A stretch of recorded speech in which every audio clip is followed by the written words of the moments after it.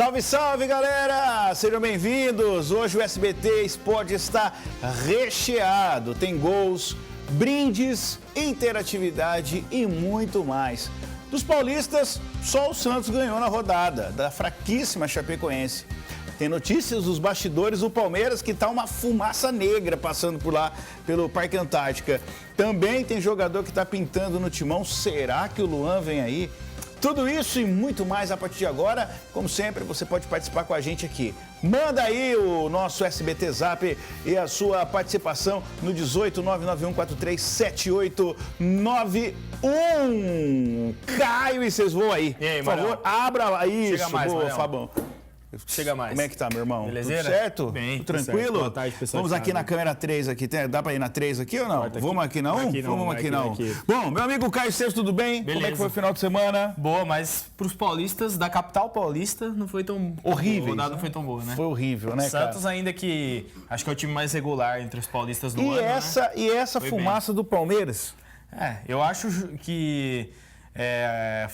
não diria justa a demissão, porque você julgar o trabalho do treinador por 20 em apenas 20 jogos é muito pouco, mas não deveria nem ter contratado, na minha opinião, o Mano Menezes. Eu acho que o Alexandre Matos errou nisso também e agora paga o preço. E o Alexandre caindo também? Exatamente, fruto do que ele construiu nessa temporada, né? O fracasso realmente do Palmeiras enquanto projeto de clube vencedor, né? O Flamengo chegou aí, passou o rastelo em tudo, e eu acho que a demissão do Mano, em certo ponto, é justa também por não ter feito o Palmeiras render o que se imaginava, né? Então a gente vai falar disso e muito mais a partir de agora, aqui no nosso SBT Esporte. E claro, já que o Caio já falou aqui sobre Palmeiras, crise, Flamengo, vamos aos gols da rodada. Põe na tela. O Palmeiras recebeu o Flamengo no Allianz Parque e passou vergonha. O rubro-negro saiu na frente e abriu o placar com a Arrascaeta. Gabigol arrancou e tocou para o camisa 14 e ele guardou. O segundo saiu aos 45 do primeiro tempo. Rafinha colocou na área. Arrascaeta ajeitou bonito e Gabigol colocou na rede. 2-0. O terceiro saiu no início da segunda etapa, aos 2 minutos. Vitor Hugo falhou e entregou a bola para Gabigol. Ele não desperdiçou e marcou o terceiro flamenguista. O Palmeiras só conseguiu descontar aos 38 do segundo tempo. Cruzamento na área e o William completou. Fim de jogo. Flamengo campeoníssimo, 3-1 no Verdão. O Corinthians visitou o Atlético Mineiro e foi derrotado. O Galo abriu o placar com o equatoriano Casares. O time tabelou na entrada da área corintiana e a bola sobrou para ele, que bateu sem chances para Cássio, 1-0. O Corinthians empatou aos 19 minutos. Gostagol chegou para finalizar e bateu em cima do goleiro. A bola sobrou para Janderson chutar alto e mandar para a rede. 1-1. O Galo marcou o gol da vitória em uma cobrança de pênalti. Janderson derrubou Casares na área e o árbitro marcou. Fábio Santos bateu e guardou. Fim de jogo, Atlético Mineiro 2-1 Corinthians. O Santos recebeu a Chape em casa e foi o único paulista vencedor no fim de semana. Cruzamento na área e Lucas Veríssimo guardou para o Peixe. O segundo saiu no início do segundo tempo, aos 4 minutos. Marinho foi lançado na área e cruzou para Evandro. O meia não desperdiçou e garantiu a vitória do alvinegro praiano. Fim de jogo, 2-0 Santos na vice-liderança. O São Paulo foi até Porto Alegre para enfrentar o Grêmio e sofreu mais uma derrota. O tricolor gaúcho abriu o placar aos 10 minutos do segundo tempo. De pênalti, Luciano cobrou de esquerda e guardou. O segundo gol saiu após uma falta para o tricolor gaúcho. Vitor Bueno mandou contra o próprio Patrimônio. 2-0. O terceiro saiu aos 16 do segundo tempo.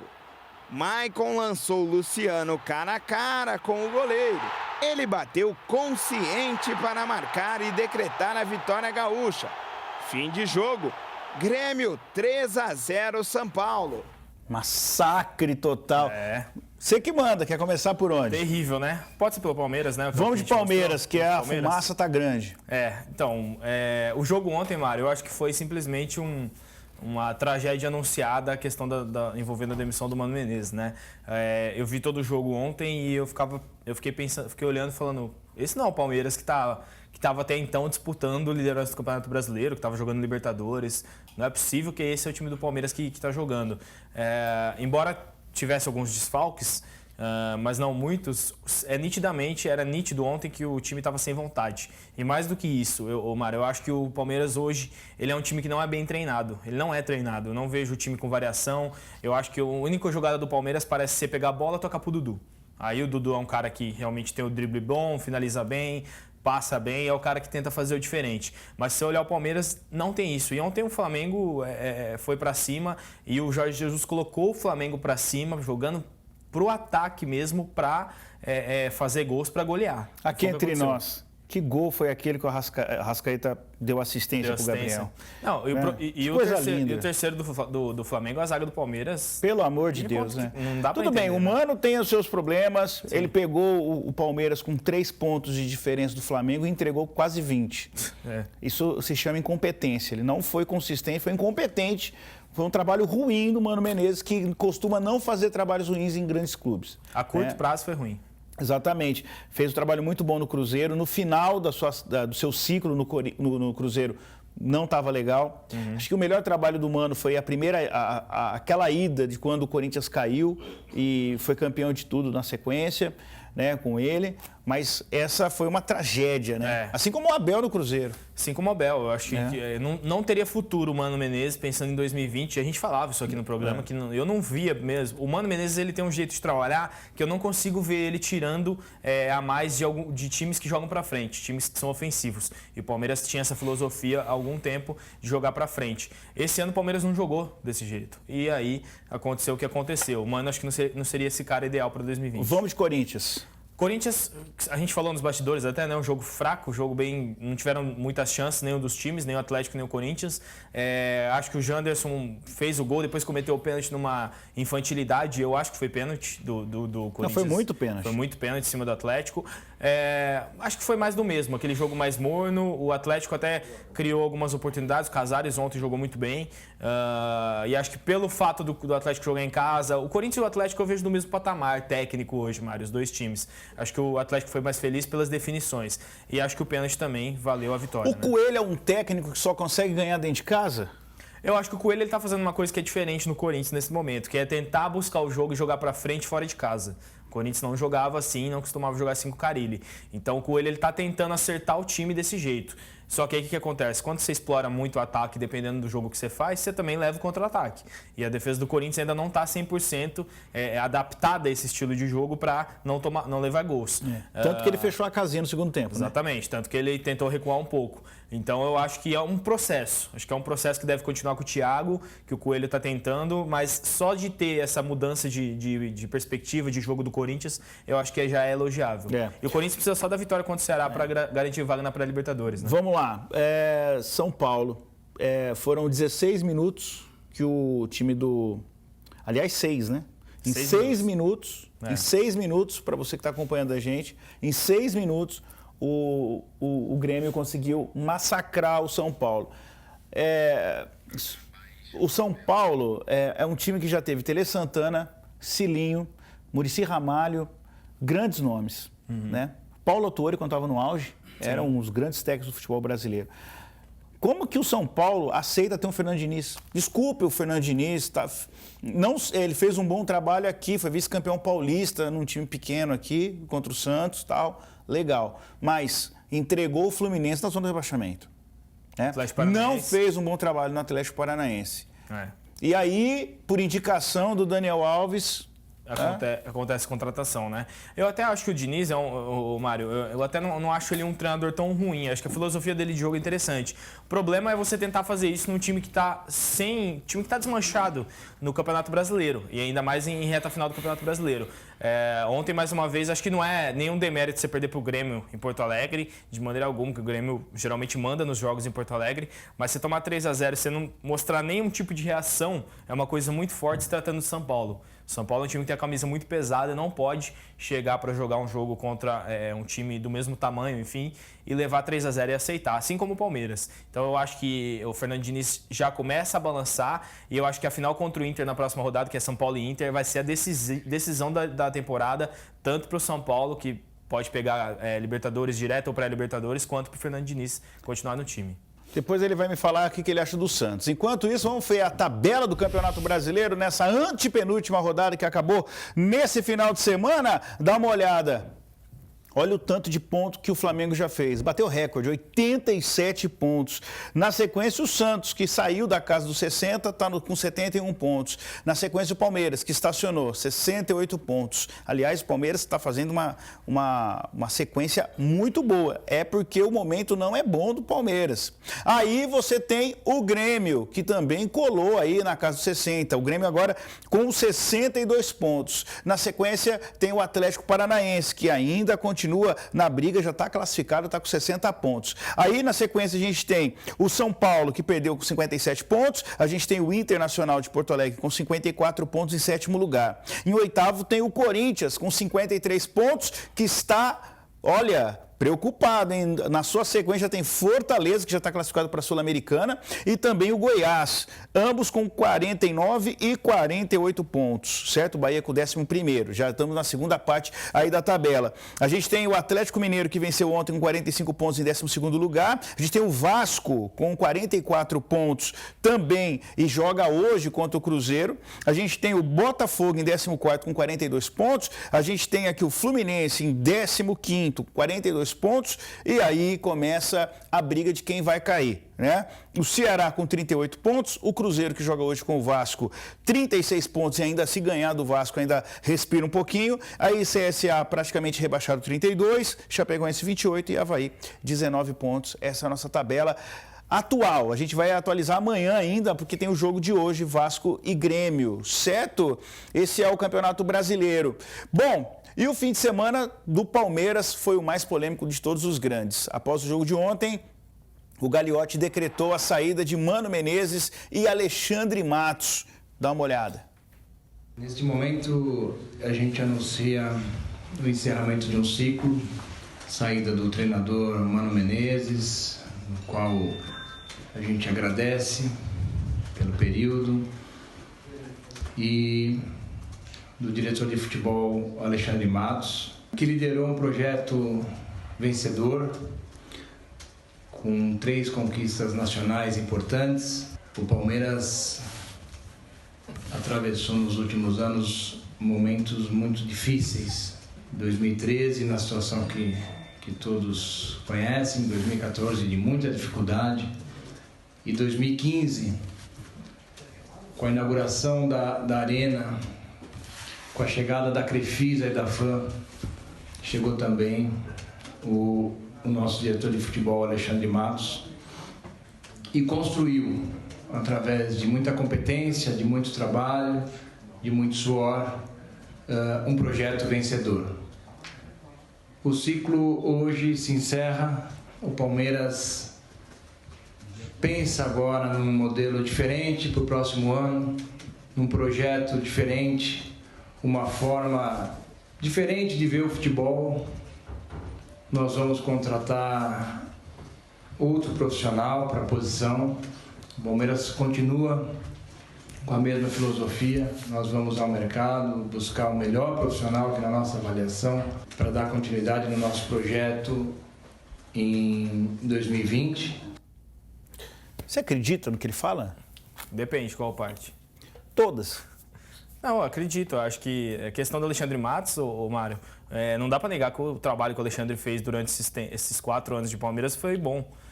trouxe títulos, teve aquele momento de chegar a contratar 20, 25 jogadores de uma vez, depois ir lapidando. Eu acho que é um jeito um pouco bruto de você fazer, de você arrumar um time e armar um time, mas tinha dinheiro. Então, o Palmeiras foi ao mercado, contratou muita gente, depois foi lapidando o time e teve times vitoriosos nesses anos. Eu acho que, no geral, dá para falar que o trabalho foi positivo, sim. Esse ano é que foi fracassado. Eu acho que esse ano, sim, tanto que culminou na demissão do Alexandre Matos, que era um cara que estava muito tempo no Palmeiras. Eu acho que ele errou em algumas peças de reposição, e aí eu coloco Diogo Barbosa, que para mim é um atleta mediano, Marcos Rocha. Eu acho que o Palmeiras errou também na contratação do Borja, do Daverson. Acho que o Borja era um cara... Henrique Dourado, a gente pode colocar. Então, apostou em algumas peças que não renderam. O Borja, por exemplo, foi uma contratação caríssima, mas o Borja jogou bem em alto nível mesmo aquele ano da Libertadores de 2016. Depois ele não jogou mais. Ele tinha jogado bem em 2015, agora não me recordo mais o clube que ele jogava, antes do Atlético Nacional. Olha, vocês me desculpem. Então, acho que não era um cara para você pagar tudo isso. Mas vocês me desculpem mais uma vez, mas o Borja só fez gols no São Paulo na Libertadores. Ele foi contratado daquela fase para frente. Né? E ele assombrou todo mundo, rápido, chegava, fez gol e tal. Semifinal e final. Mas o Borja ficou marcado porque ele desbancou o São Paulo, que tinha desbancado o Atlético Mineiro naquela semifinal, e levou para a final o time lá da colombiano. Mas o Borja jogou 4 jogos. 4 jogos. E aí foi o melhor da América. Como que o cara é o melhor da América jogando 4 jogos?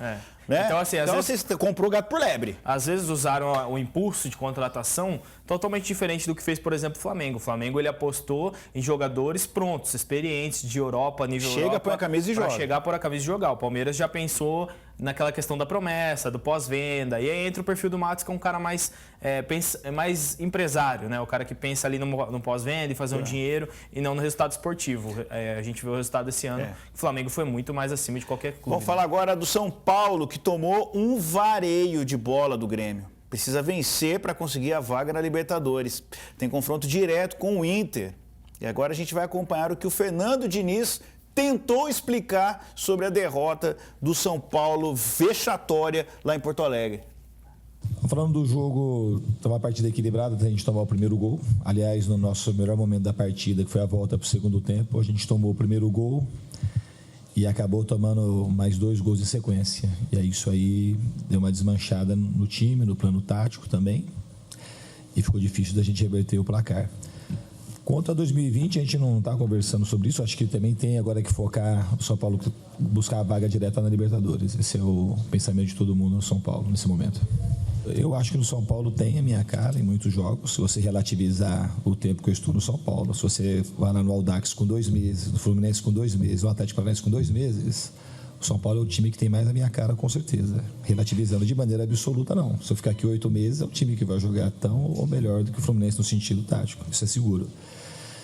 Quanto às possibilidades de criação, eu acho que de criar não é um fator assim que está absoluto também. Quanto o Vasco, a gente criou bastante para ampliar, para fazer mais de 2, 3 ou até 4 gols. Hoje eu concordo, e outras partidas também. Você pega o Cruzeiro, Palmeiras, alguns jogos. Então o time tem oscilado muito na questão. Tem jogo que cria bastante e tem jogo que não cria.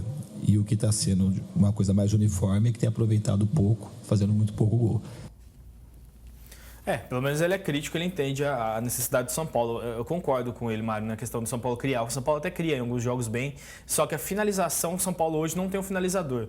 O Pablo era um cara que você esperava muito dele, não rendeu o que imaginava, o Pato nem se fala. Eu acho que hoje a diferença do São Paulo para um time que conquista vitórias, que faz pontos. São Paulo tem uma defesa regular até.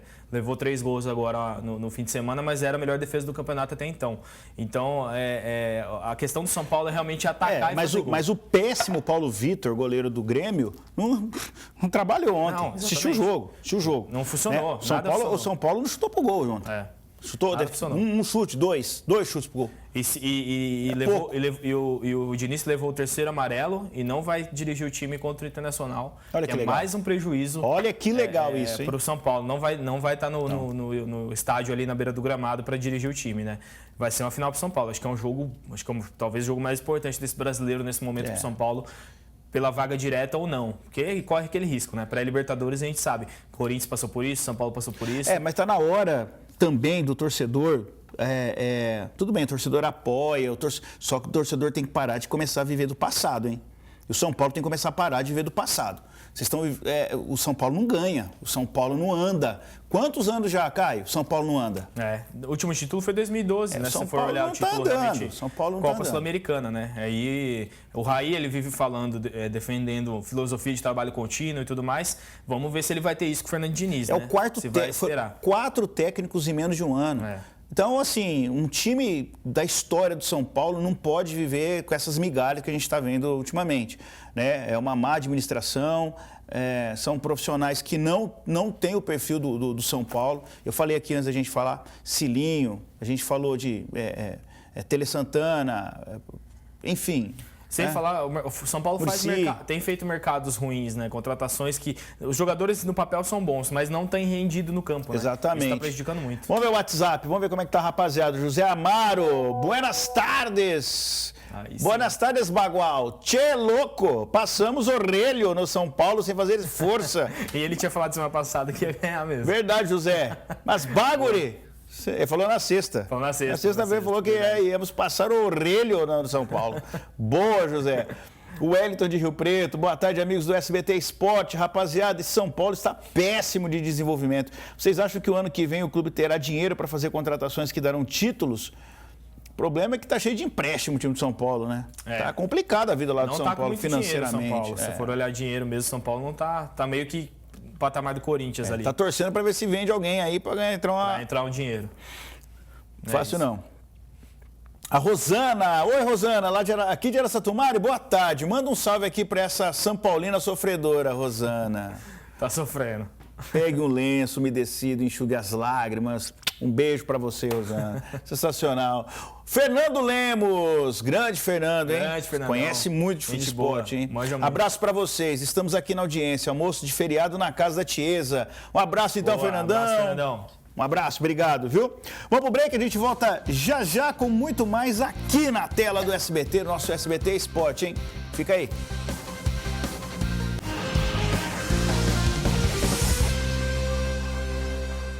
Voltamos com o nosso SBT Esporte. Bom, o Natal tá chegando, hein? Reta final. E você pode dar o presente para o seu filho ou para sua filha com a ajuda do SBT Esporte. Sabe como? Fácil. É só você mandar uma foto super criativa com o seu filho, com a sua filha, mostrando aí vocês praticando algum esporte. E aí você pode ganhar esta camiseta. Mostra aí, Caio.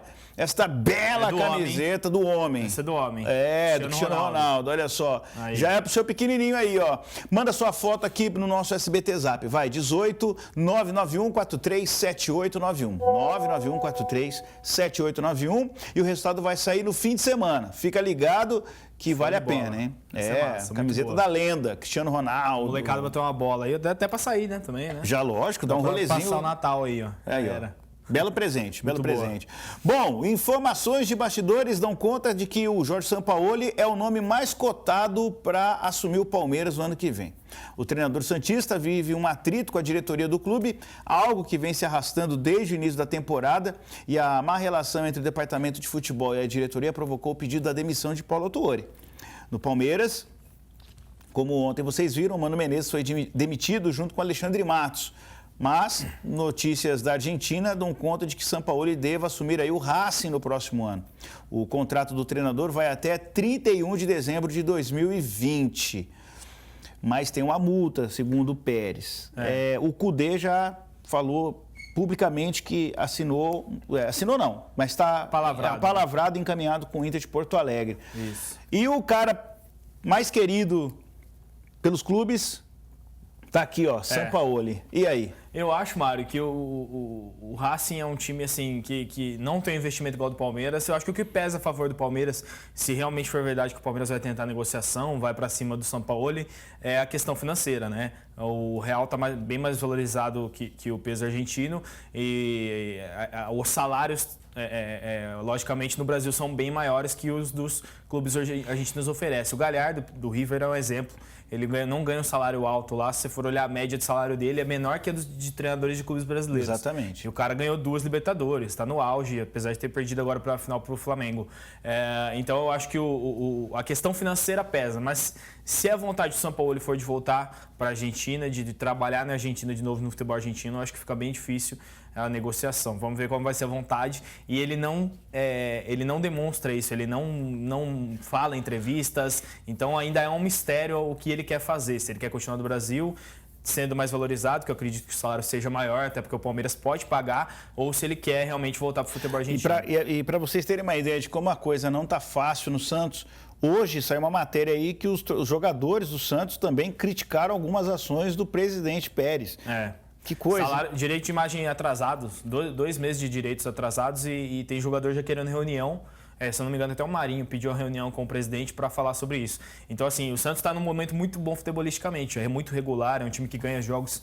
Até contra o Chapecoense ontem ganhou com facilidade. Não se esforçou tanto, jogou fácil. E os gols saíram naturalmente, porque é muito melhor que o Chapecoense. Mas se eu olhar a questão da diretoria, a questão administrativa do Santos é muito conturbada. Então, acho que o desafio do Santos para 2020 é arrumar a casinha ali entre eles. Porque esportivamente, dependendo de quem vier também, né, para o lugar do São Paulo, e se ele não permanecer, o Santos está bem. O Santos fez uma temporada boa e vai jogar Libertadores. É isso. Bom, galera, parece que as coisas entre Luan e o Corinthians estão realmente esquentando. O presidente do Grêmio deu declarações sobre a situação do jogador. Vamos dar uma olhada. O Luan teve um excepcional ano em 17. Foi valorizado como atleta do Grêmio. Teve situações físicas, médicas, clínicas. Em 18 teve as mesmas situações em 19. O que nós esperamos do Luan para o Grêmio é exatamente o Luan exuberante.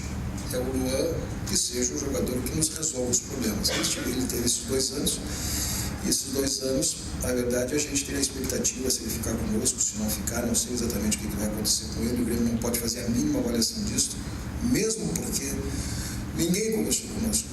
Não conversem com o jogador antes de conversar conosco. Fica aqui bem claro isso, não converse com os jogadores de conversar conosco, porque, na verdade, o Grêmio não vai... Nós podemos ter uma situação de negócio, mas o negócio tem que ser bom para o jogador, tem que ser bom para o Grêmio. Nós estamos esperando cada vez mais uma situação importante do Luan, porque ele é um jogador que todos nós conhecemos. Se quiserem fazer negócio conosco, conversem com o Grêmio. Mas é mais ou menos o perfil do Andrés, né? Conversar com os clubes. Ele conversa primeiro com o time e depois vai para o jogador. Mas parece que a coisa está... eu acho que para ter uma coletiva, para ele falar desse jeito, para o Grêmio se manifestar dessa forma, Mário, eu acho que está bem evidente que o Grêmio tem interesse em negociar o Luan, né? Se fosse uma coisa de tipo, não vai sair, não vamos vender, como aconteceu com o Everton há poucos meses, acho que o presidente ou o diretor de futebol, qualquer autoridade do Grêmio seria taxativa em falar, a gente não vai vender, pode vir quem for, a gente não vai negociar. Com o Grêmio você já vê que existe uma flexibilidade ali e eu acho que o Corinthians vai para cima, o Corinthians vai tentar trazer o Luan. É o que a gente falou na semana passada, a vontade do jogador é o que mais conta no momento desse, né, de negociação. Claro que tem os valores, mas se o cara quiser jogar no clube e o clube comprador se disponibilizar a pagar, acho que não tem nada que impeça o negócio. E tem uma história aí de Walter, né, o goleiro reserva do Corinthians, que interessa muito ao Grêmio, porque o Grêmio precisa de um goleiro, né? Eu acho, ele é um baita goleiro. É um baita goleiro. Eu gosto muito do Walter. Em alguns momentos eu até acho que estava num momento tecnicamente melhor do que o Cássio. Embora eu ache o Cássio melhor no contexto geral, mas eu acho que poderia ser envolvido. Eu acho que seria bom para os dois. O Grêmio, o Paulo Vitor é um bom goleiro, mas um bom reserva. Acho que o Grêmio precisa de um goleiro para 2020. Você que está aí de boa, curtindo o feriadão em casa, para quem é de Araçatuba, pode assistir hoje a final do Madruga. O time de Araçatuba joga a final da Liga Paulista contra o Ribeirão Preto. O confronto vai ser no ginásio Eni Ferraz, homem, aqui no Ipanema, às 7h. E a volta é no próximo dia 8 de dezembro, às 4h, lá em Ribeirão Preto. O jogador vai ser transmitido... Aliás, o jogo vai ser transmitido aí pelo Facebook oficial do Real Madruga. Vai lá, facebook.com/Real Madruga. E o campeão garante uma vaga para a Copa Paulista de 2020. Muito maravilha. Boa sorte pra rapaziada aí. Muito Vamos pro bom. WhatsApp, rapidão? Bora. Então vamos lá, o José de Olímpia. E aí, estou em Olímpia assistindo o SBT Esporte. Sou Mengão. Vai, Mengo. Tá feliz, Boa, um hein? abraço, Vou José. passar o fim de ano feliz. Vamos lá, o Johnny Júnior de Araçatuba. Boa tarde, meu peixão na liberta com um time bem inferior ao Palmeiras e São Paulo. É verdade, Johnny. E achando jogadores importantes na temporada. Evandro, eu acho que é o grande exemplo, né? Exatamente. O cara que foi achado ali tá indo muito bem. Exatamente. Tem mais? O Geraldo Silveira, de São Paulo. Boa tarde, amigos do SBT. Eu sou palmeirense. Quem será o treinador do Palmeiras? Eis a grande questão. Eis a questão. A gente queria saber também. Boa. Rapaziada, se você quiser rever o programa, vai estar disponível lá na nossa plataforma digital tela2.com.br na versão completa, certo? Grande abraço, é feriado em Araçatuba, parabéns Araçatuba, Parabéns, 111 Araçatuba. anos. E eu vou comer minha carne moída com quiabo agora. Boa, aí sim. Até Tchau pra mais, valeu. vocês. É.